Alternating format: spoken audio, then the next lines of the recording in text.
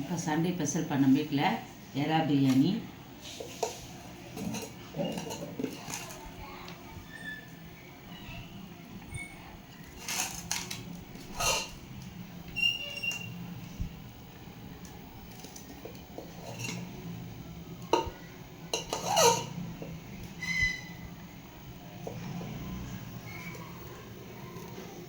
எறா பிரியாணிக்கு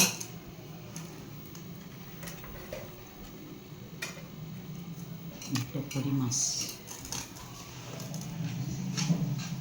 ஈரல் தொக்கு செஞ்சுருக்கப்பா. மண் ஈரல் தொக்கு செஞ்சுருக்கேன்.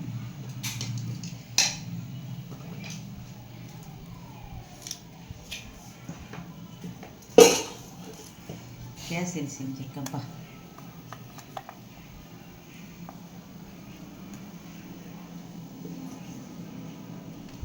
கேசரி செஞ்சுருக்கேன்.